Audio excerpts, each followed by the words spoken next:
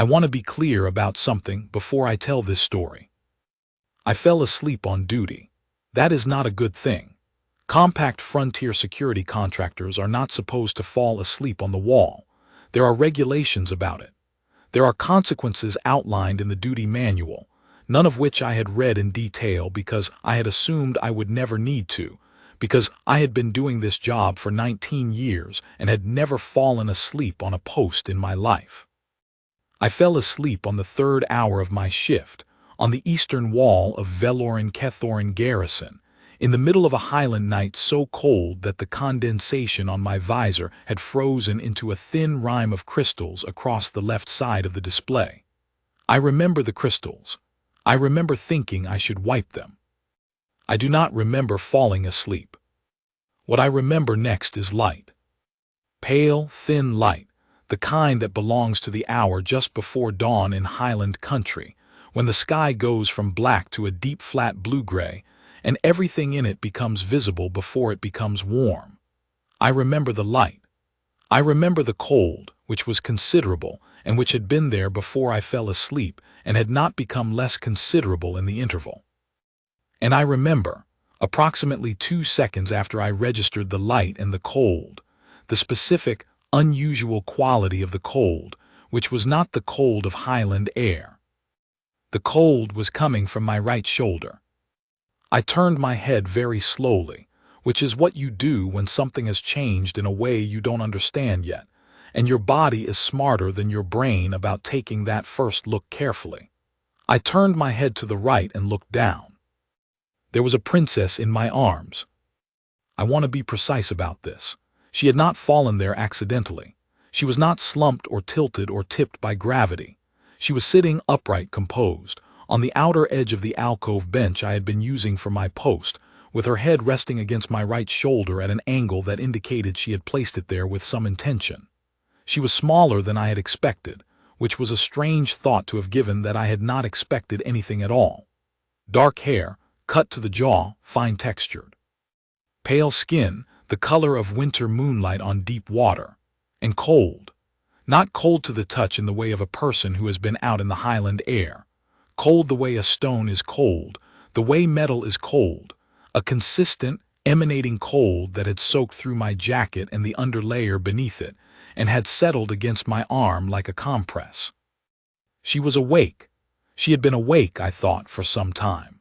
Her eyes were open, amber gold, looking out at the pale morning horizon over the eastern approach, and she was very still in the way that a person is still who has chosen stillness rather than had it happen to them. I said after a moment, "Good morning." She said, "You did not move." I said I was asleep. "Yes," she said, "that was the point." I did not know what that meant. I would understand it later. At the time I sat with it for approximately 3 seconds and then said, "I should report in." Because 19 years of Garrison contracting will do that to a person. There are a finite number of thoughts that present themselves in an unusual situation, and the first useful one is always the duty log. She moved then, sitting up straight and lifting her head from my shoulder with a precision that suggested she had been planning the movement for a while. Without her weight, the cold receded not immediately, but over the next several minutes, like water draining from a vessel. I became aware that my right arm had been slightly numb and was now informing me of that fact in detail. I flexed my fingers. I reached for my field communicator. She said quietly to the horizon, "I apologize for the inconvenience." I said, "None taken."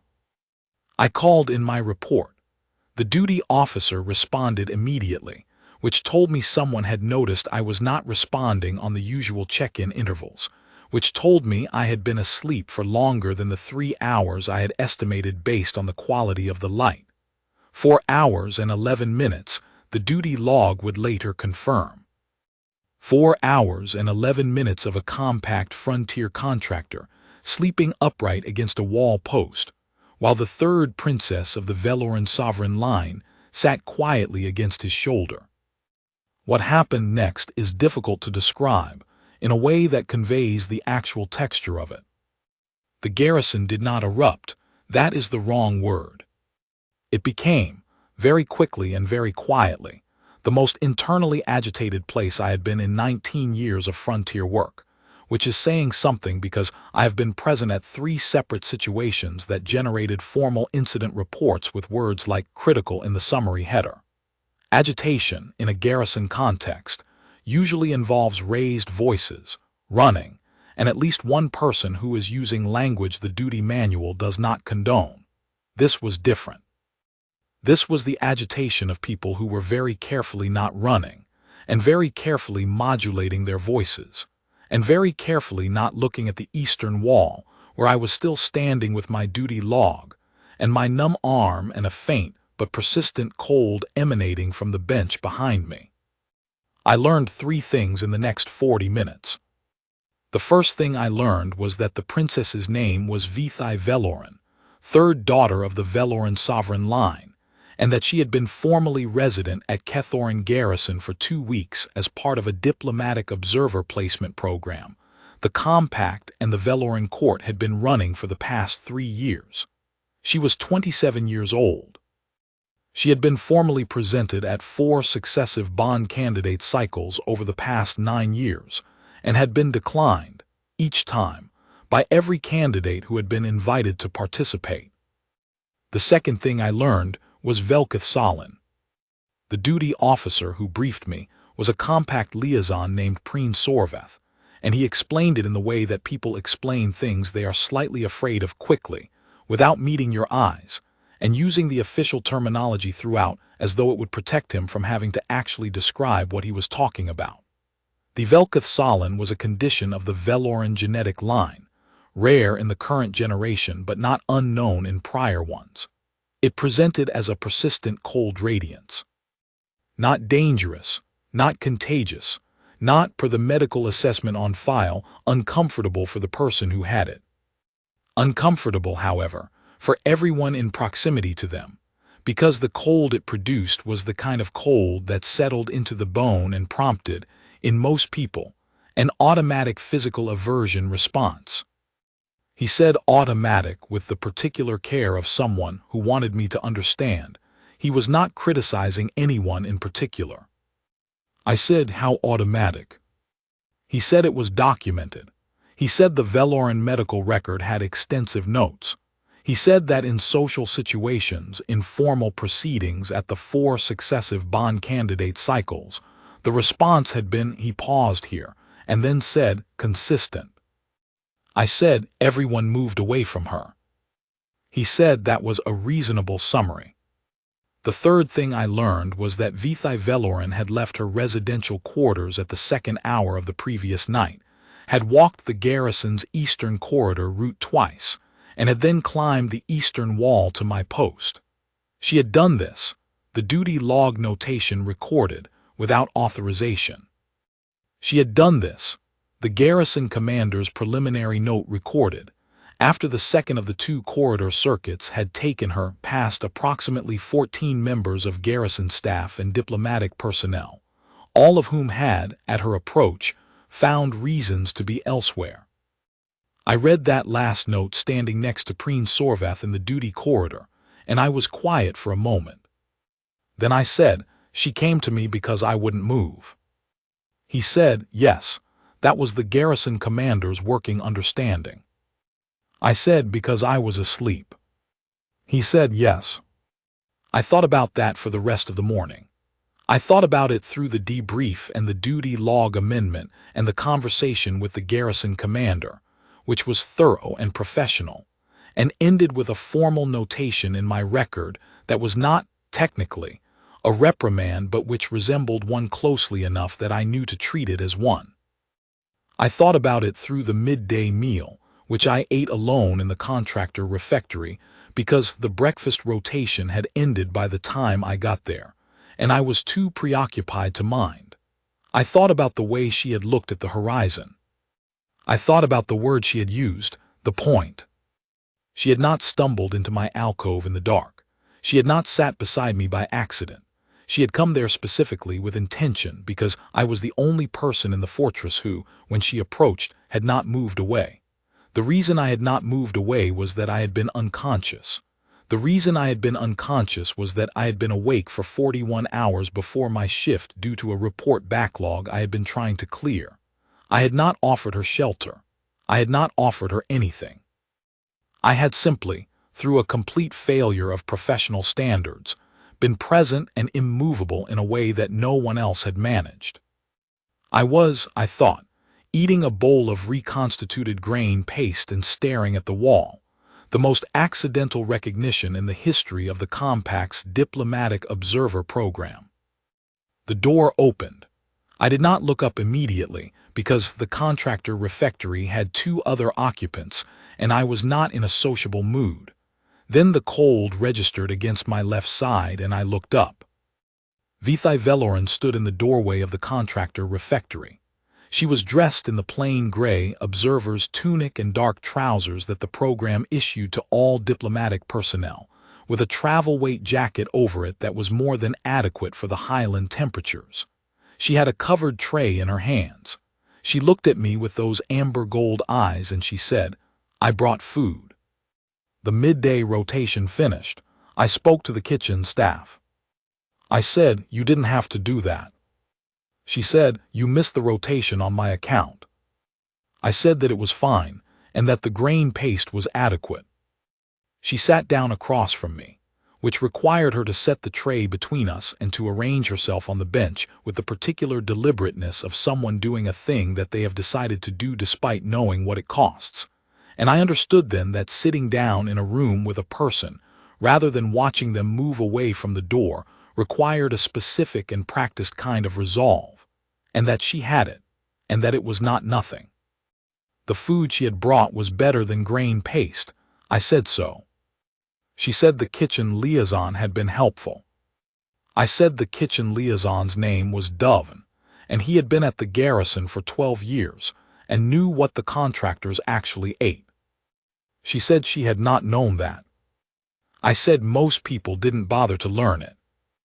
There was a pause. It was the pause that happens in a conversation when one person is thinking something they are deciding whether to say. I have been doing field work long enough to recognize it. I waited. She said I should explain. I said she didn't have to. She said I want to. So I ate my better than grain paste meal, and she sat across from me in the contractor Refectory, and she explained. She explained it plainly, in the way of someone who had said the relevant facts many times in official settings, and had learned that plain was more accurate than qualified. The Velketh Solin had presented when she was 9 years old, which was the typical age of onset in the veloran line. It was not painful. It did not affect her cognition or her physical capacity or anything that she used in her daily life.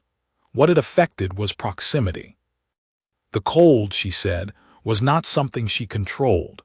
It was not something she intended, but it was something that everyone near her felt and felt as unpleasant, and responded to the way people responded to unpleasant things by moving.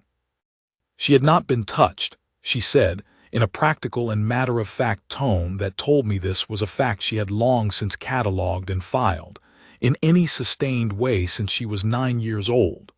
A medical examination required contact. A formal greeting required a brief touch of hands. These happened. Beyond them no one stayed. She said the bond candidate cycles were the clearest version of it. The candidates were not unkind. They were simply honest. The cold was too much. They withdrew with courtesy and without apology, which was the correct behavior on their part, and she did not fault them for it. But after 4 cycles across 9 years, the documentation was complete. I said, "And so you walked the Garrison?" She said yes. I said, "And everyone moved?" She said yes. I said, "And then you found a man asleep on the eastern wall." She looked at me for a moment and then she said, "You were the only person in the Garrison who did not know I was approaching." I said I was asleep. She said yes. "And asleep you did not move." I thought about that for a second and then I said, "I probably got colder." She said she believed I had. She said she had watched the frost pattern on my visor increase over the 4 hours and 11 minutes. I said, "You watch me sleep for 4 hours." She said she had been watching the horizon most of the time. I said I understood. There was another pause. This one was different. This one had the quality of a thing that has been said and can't be unsaid, in the way that certain truths are like that. They don't require commentary, they just require someone to be present with them for a moment and not fill the silence with something smaller. I was, I thought, the worst possible person to have accidentally provided this particular princess with the first 4-hour stretch of human-adjacent warmth she had experienced in 18 years. I was a compact contractor. I had no standing in any veloran succession protocol. I had no court title, no registered house, no documented lineage beyond my compact personnel file, which contained 17 years of satisfactory performance reviews and one annotation about unauthorized weapon discharge that had been filed in error and subsequently expunged. I was 42 years old. I had a scar on my left forearm from a cable tension failure at Velsorvath Outpost 3 and a right knee that predicted rain. She was a princess. I said, "What happens now?" She said, "The Garrison commander has filed a diplomatic protocol notification." I said, "With the Veloran court?" She said, "Yes." I said, "What does the protocol notification say?" She was quiet for a moment. Then she said that the Veloran diplomatic code, in situations where a sovereign-line daughter had voluntarily sought proximity with an unregistered person during the overnight hours and had remained in that proximity until witnessed by Garrison staff, required a formal inquiry. The inquiry would ask whether the person in question had any objection to the notation being entered into the Veloran relational record. I said, "What does the relational record do with a notation like that?" She said that, depending on the inquiry's outcome, it could formalize the proximity as a Velsorath acknowledgment, a recognized relational standing. I said, "With me?" She looked at the middle of the table between us and she said, "Yes." I said, "You're telling me that because I fell asleep, I may have accidentally entered the Veloran relational record?" She said she was aware of how that sounded. I said I was not objecting to how it sounded. I was trying to understand the sequence of events. She said that was a reasonable thing to want to understand. I was quiet for a moment. I was thinking about the 4 bond candidate cycles. I was thinking about 9 years. I was thinking about the 14 people in the Eastern Corridor the previous night who had found reasons to be elsewhere, and about a woman with amber gold eyes watching frost accumulate on the visor of a sleeping man, and deciding that the absence of rejection was enough to stay for. I said, "The inquiry." She said, "Yes." I said, "When does it happen?" She said the Garrison commander had received the notification 30 minutes ago. The inquiry officer would arrive from the Veloran administrative station at Kethoran in 2 days. I said, "And if I have no objection to the notation?" She said that the Velsorath acknowledgment would be entered. She said that it was not a bonding ceremony. She said it was a recognition of standing, a formal acknowledgment that she had sought him and that he had not withdrawn. I said I was asleep. She said yes, and yet. I thought about that for a long time, long enough that the refectory cleared around us and the kitchen staff began their afternoon preparation rotation, and the warm smell of whatever Dovin was making for the evening meal began to drift through the service window. I said, "Can I ask you something?" She said yes. I said, "When you came to the wall last night, before you sat down?" She said yes. I said, "Did you know what you were going to find?" She was quiet for a moment. Then she said, "I knew you were assigned to the Eastern Wall. I had read the duty roster. I had also read your personnel file." I said, "That's thorough." She said she had had some difficulty sleeping, and the Garrison's administrative files were available on the Observer network. I said, "What did the file tell you?"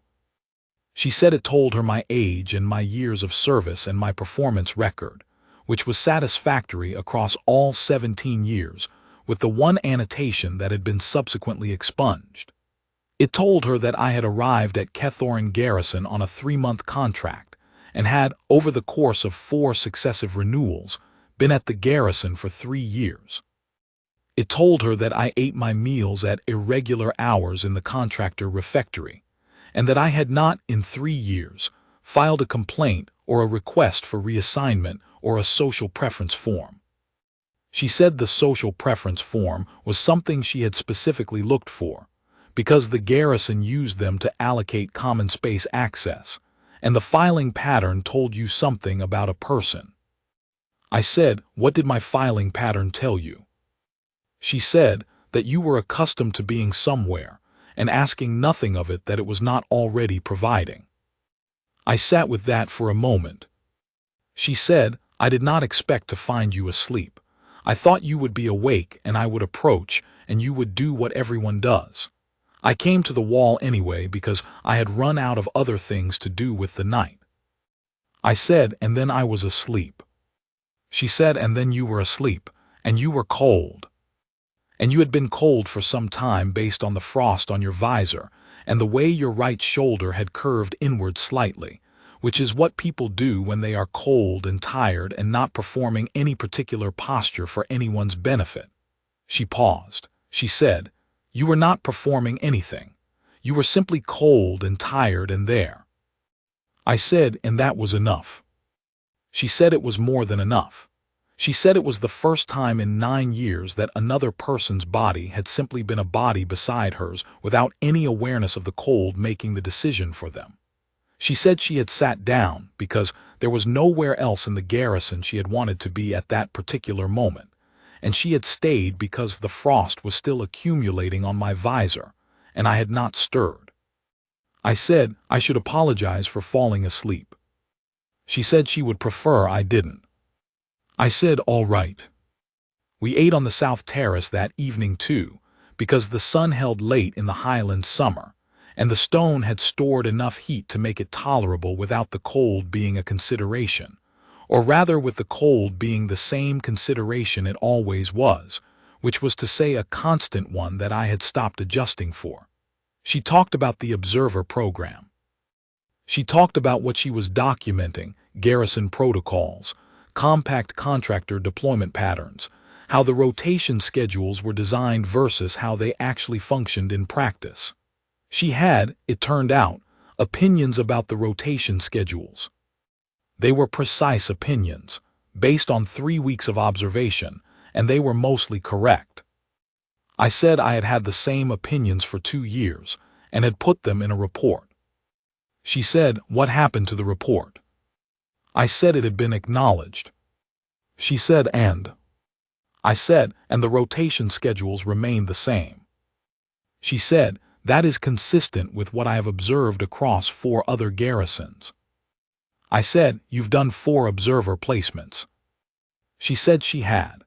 She said the program ran for 2 years and each placement was 2 months, and she had requested Keth specifically because of the altitude and the highland terrain, which she had read about in the geological survey records and had wanted to see. I said, "The geological survey records are public access." She said she had found them on the Observer network. I said, "You read the geological survey records for Keth before you arrived." She said she had also read the atmospheric data and the seasonal temperature documentation and the duty log annotations for the previous 6 months. I said, "You are very thorough." She said, "I have a great deal of time in the evenings." I understood what that meant. I did not say so aloud. She said, "The observer placements are the most useful part of my schedule. In the formal court settings, I am generally the person in the room that everyone is looking at without looking at. Here I am the person with a documentation tablet and a duty to file a quarterly report, which gives me a reason to ask questions and a reason to go to places where there are things to observe." I said, "Like the Eastern Wall at the second hour." She said, I did not go to the eastern wall to observe. I went because I had finished the corridor circuit, and there was nowhere else in the garrison I had found worth being. I said, and then there was a sleeping contractor. She said, and then there was a sleeping contractor. I thought about that. I thought about the difference between going somewhere with a purpose and going somewhere because everywhere else has already been ruled out, and I thought about the kind of patience that requires and the kind of loneliness that precedes it.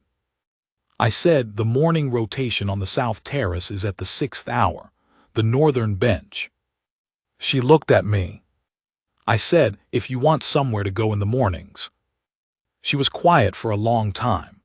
The evening light was doing what Highland evening light does, which is going warm and low and making the stone of the terrace look like something out of a painting from a period when people painted things that were supposed to be worth looking at. She looked at the eastern approach in that light and she said, yes, I would like that. The inquiry officer arrived a day and a half later, which was faster than the estimated 2 days, and I had spent that day and a half reading the section of the compact administrative manual that covered diplomatic protocol notifications and veloran acknowledgment procedures, which took approximately 4 hours and left me with a reasonably clear picture of the process and a very clear picture of what I thought about it. The inquiry officer was a veloran administrative clerk named keth, and she was professional and unhurried, and explained the procedure to me with the precision of someone who had done it many times, which reassured me because it meant the process had a shape and I could follow the shape. The garrison commander was present. Preen Sorvath was present. Vithai Veloran was not present for the first part, which I understood was standard. The inquiry addressed the unregistered person first.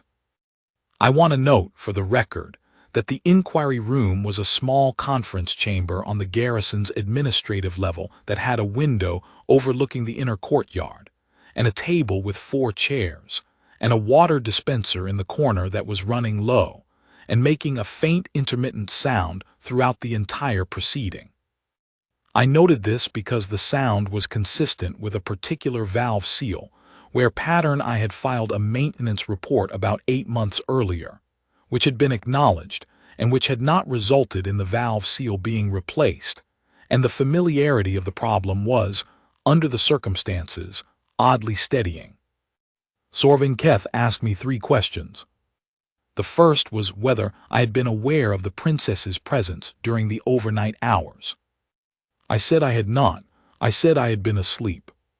She noted this in her record and asked me whether, subsequent to becoming aware of the princess's presence, I had taken any action to indicate discomfort with or objection to the proximity. I said I had not. I said we had had lunch. She noted this in her record. Then she asked me whether I had any objection to the veloran notation being entered into the veloran relational record in my name. I thought about that for approximately 4 seconds. I thought about the frost pattern on my visor and what it looked like from outside. I thought about an amber gold gaze watching the highland horizon go from black to pale gray-blue in the hour before dawn. I thought about someone who had run out of other things to do with the night and had come to a wall and found a sleeping man and had stayed because he was simply cold and tired and there, and not performing anything for anyone. I said I had no objection. She noted this, and then she brought Vithai Veloran into the room.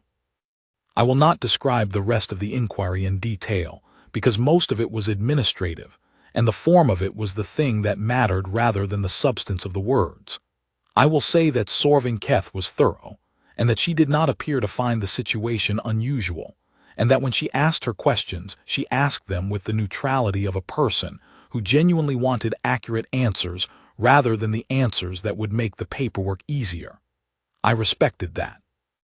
In 19 years, I had encountered a significant number of administrative processes, and the ones run by people who wanted accurate answers were always more useful than the ones run by people who wanted convenient ones. What I will say is that the veloran notation was entered.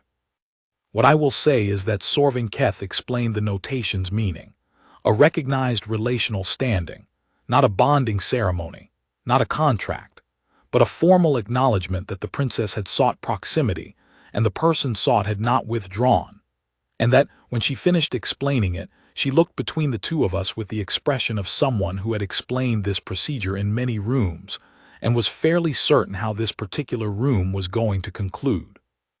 What I will say is that, when Sorving Keth finished and the formalities were complete, and she began collecting her documents to go, Veloran turned to me.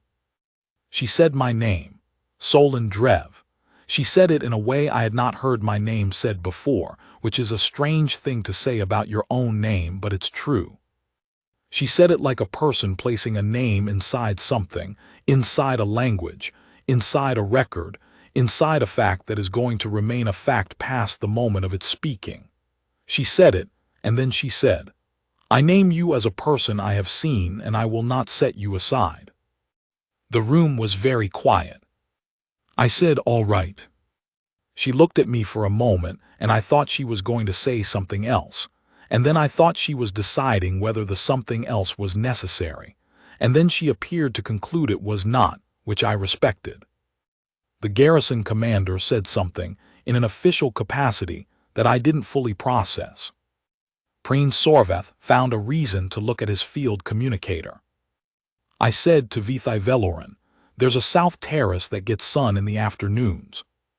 The duty log notes say it's inside the perimeter, so it doesn't require an escort rotation." She looked at me. I said, "If you wanted to be somewhere that has sun." She said after a moment, "That sounds like something I would want." We went to the south terrace.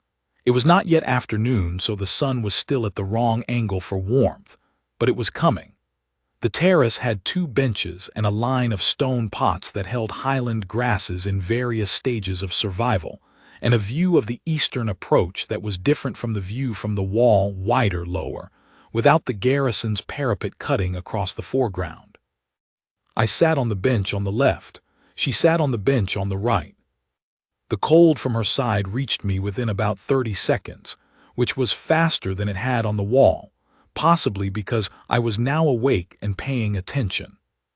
I said, "Does the cold bother you?" She said, "The cold is the one thing about my condition that does not bother me. It is simply what I am." I said, "I was asking whether you felt cold, not whether you were cold." She was quiet for a moment. Then she said, "No, I do not feel it." I said, "Good." She said, "Does it bother you?" I said, "It is somewhat like sitting next to a mountain stream, invigorating with practice." She looked at me. I said, "That is my honest assessment." She said, "You have been sitting next to me for approximately 90 seconds. I said, "I am projecting forward based on available data." There was a pause. Then she said quietly, "You have an unusual way of speaking." I said, 19 years of Garrison work. It compresses certain things." She said, "Yes, I think that is what I read in your file." I said, "I am fairly easy to summarize." She said, "I do not think that is true. I think you have spent 19 years in places that were easy to summarize, and the summaries have obscured something that is more specific." I considered that. I said, "That is a generous interpretation of a personnel file." She said, "I have had a great deal of practice reading between official documentation." I said, 9 years of bond candidate cycles." She said, "Yes." I said, "What did the candidates' files say?" She said they said the correct things. They listed the correct qualities. They had records that were, in official terms, more distinguished than mine. I said, "And?" She said, "And when they came to the room, they were already thinking about the cold." I understood that. I had been in enough professional situations to know what it looked like when a person entered a room with a decision already made and was working backward from the conclusion to justify it. It was a particular kind of dishonesty, not malicious, not even conscious, just the way a person moves when they have already decided where they are going. I said, "I didn't know about the cold when I fell asleep." She said, "No." I said, so I couldn't have been thinking about it. She said, no. I said, and when I woke up, I said good morning. She said, you did. I said, and then I called in my report. She said, yes. I said, which is what I would have done regardless. She looked at me for a moment and then she said, very quietly, yes, that is exactly it. That is precisely what I mean. The sun came over the parapet line then and hit the south terrace at the angle it hit in the early afternoon, which was, the duty log notes had not been wrong, actually warm. It came through the highland air and hit the stone of the terrace, and the stone absorbed it the way stone does, which is slowly and thoroughly, and within a few minutes the bench under my left leg was beginning to feel it. The cold from my right side was still there. It was not inconsiderable, but the sun was there too, and they made a specific combination that I thought, sitting on that bench in the highland afternoon with a Garrison notation in my permanent record and a veloran acknowledgment in the veloran relational file, I would probably associate with this particular period of my life for the rest of it. She said, after we had been sitting for a while in a silence that had stopped feeling like it needed to be filled, I should tell you what the veloran means in practical terms. I said I had read the compact administrative manual section on it. She said, the compact administrative manual section on it is written for diplomatic personnel who will not be affected by it directly. I said, fair point. She said that the veloran in the veloran line meant that I was recognized as a person of standing in her court. Not as a bonded partner. That was a separate and more involved process that neither of us had undertaken. But as someone whose name was in the relational record, which meant I could not be turned away from any veloran installation without a formal review, could not be dismissed from a diplomatic proceeding in which she was a participant without cause, and would receive formal notification of any change in her official status. I said, that's fairly comprehensive. She said, it was designed for a different era.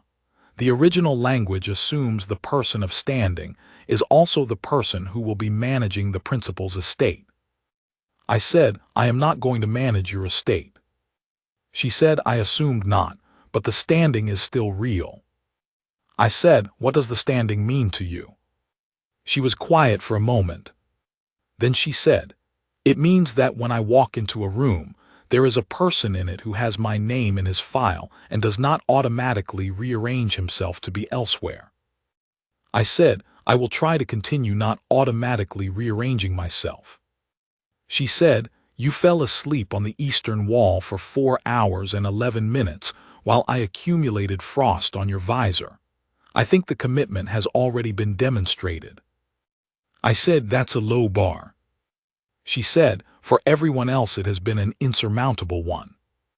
I did not have an answer for that. I thought about it for a while and I decided that I did not need one, that some facts are simply facts and the right response to them is to acknowledge them plainly and not try to improve on them with commentary. The sun moved across the terrace. The stone got warmer.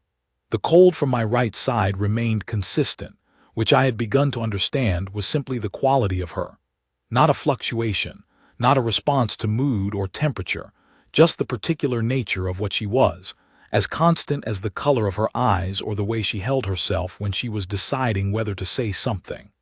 I had stopped thinking of it as something to compensate for, and had started thinking of it as part of the information the afternoon contained.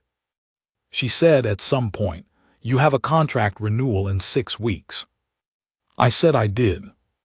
She said, what do you typically do? I said I typically renewed for another 3 months and stayed. She said, because of the work or because of something else. I said I had not had a strong reason to be anywhere else. She was quiet. Then she said, I will be at keth for another 4 months on the observer placement. I said, I know, it's in the Garrison schedule. She said, I read that you know the South Terrace rotation. I said, I have been at the Garrison for 3 years. I know all the rotation schedules. She said, there is a morning rotation as well. I said, at the 6th hour. The angle's better in the morning for the northern bench. She turned and looked at me. The amber gold eyes were doing something I had not seen them do before, which was catching the afternoon light and reflecting it back with a quality I could not precisely name. Not warmth, because warmth was the wrong register for it, but something that was the specific look of a person who has just heard something they had stopped expecting to hear. She said, you have noted the optimal positioning. I said, I have been sitting on terraces for 19 years. You develop opinions. She said, would you be willing to share the opinion? I said I would. She said, tomorrow morning then, at the 6th hour. I said, I will bring something from the kitchen. Doven usually has the morning rotation, ready by the 5th hour.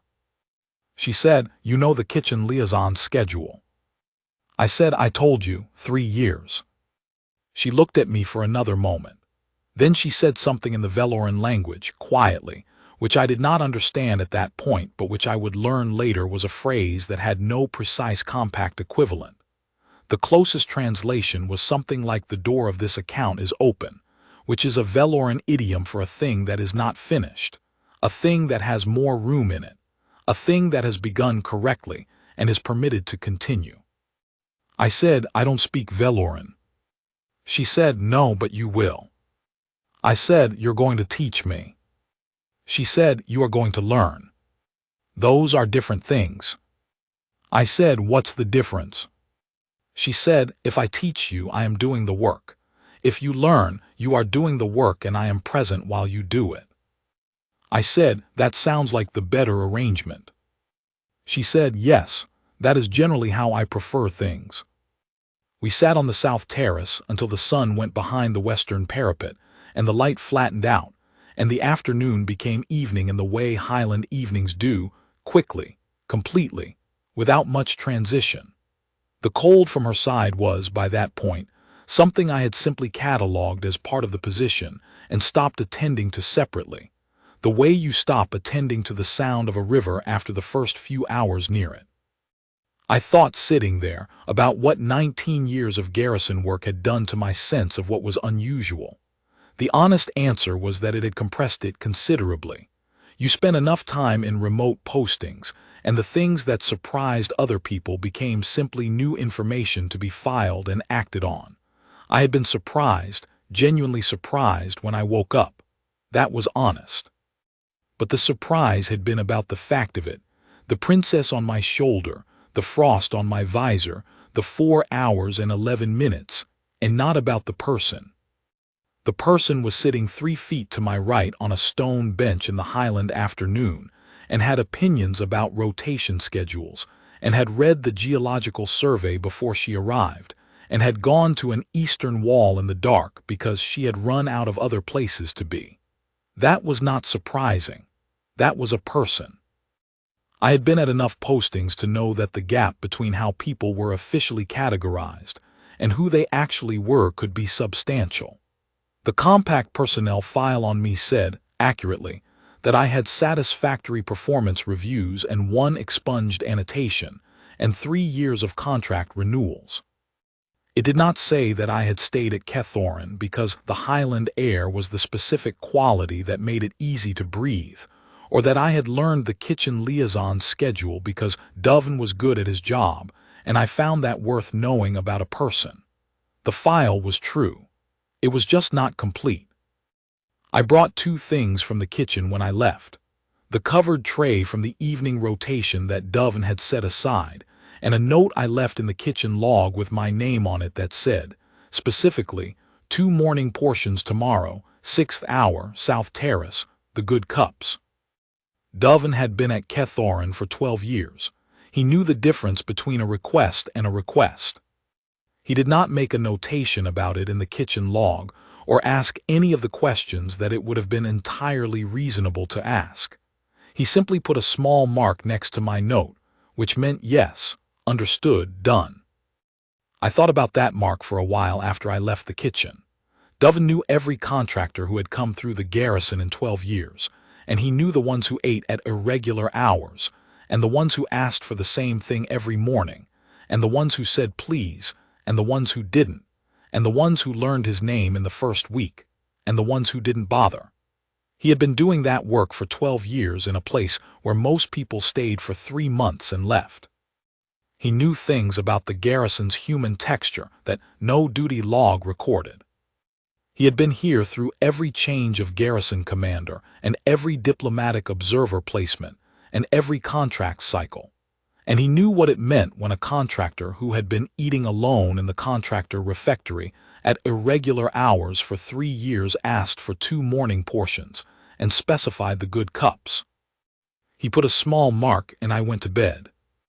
That was, I thought, walking back to the contractor quarters with the cold of the highland night on my face and the Velsorath notation in the veloran relational record, and my name in a file I had never expected to be in. A very good piece of Garrison work. I filed my duty log before I went asleep. I made the notation accurate. I noted the time of the previous night's lapse and the notation in my record and the inquiry and the Velsorath acknowledgment and the South Terrace and the morning arrangement. I noted it factually, as I noted everything, because that is the job. At the bottom of the duty log entry, in the section marked additional remarks, which I had not filled in 3 years, I wrote, "The frost pattern on the eastern wall visor at the 3rd hour position resolves at dawn. Recommend the 4th hour position for the morning shift during Highland winter eastern wall for improved visibility and reduced condensation." It was, I thought, the most oblique acknowledgment I had ever put in a duty log. It was also, I thought, the truest. I slept well that night, which was the first time I had slept well in a while, and in the morning I woke at the 5th hour and went to the kitchen and dove and had the 2 cups ready, and the morning portions covered and ready, and I carried them to the South Terrace at the 6th hour when the sun came over the eastern parapet and hit the northern bench exactly as I had known it would, and I sat down, and I waited, and she came. She came to the South Terrace at the 6th hour, in her gray observer's tunic and her travel-weight jacket, with the Highland morning cold already in the air, and her own cold adding to it, and the 2 of them together making the specific combination that I had begun to understand, was what this Garrison was going to mean to me for the rest of the contract. She came and she sat on the northern bench, which got the better angle which I had known it would, and I handed her one of the cups. She said, "You are already here." I said, "I told you the 6th hour." She said, "Yes." She looked at the cup, she looked at me, she said, "You told the kitchen." I said, "Dove knows what he's doing." She said, "You told him 2 portions." I said, "You came yesterday. I assumed you would come today." She was quiet for a moment. The sun was on the bench and the cold was in the air and the eastern approach was pale and clear in the morning light, and she held the cup in both hands and looked at the horizon, and she said, very quietly, something in the veloran language that I did not yet know. I said, "What does that mean?" She said, "It means, I will not be the one who moves." I said, "Good." She said, "It is the veloran second form acknowledgment, the response to the Velsorath. You are supposed to say it when you receive the Velsorath, not when you give it." I said, "I'm still learning the order." She said, "You have approximately 4 months." I said, "I'll renew the contract." She looked at me. The amber gold eyes were doing the thing they had done the previous afternoon, catching the morning light, holding it, reflecting it back at a quality I was beginning to learn was not one thing but several, was the specific accumulated expression of a person who had stopped waiting for things to happen and had allowed herself to believe that one already had. She said, "I know." The morning was very clear and very cold and very still.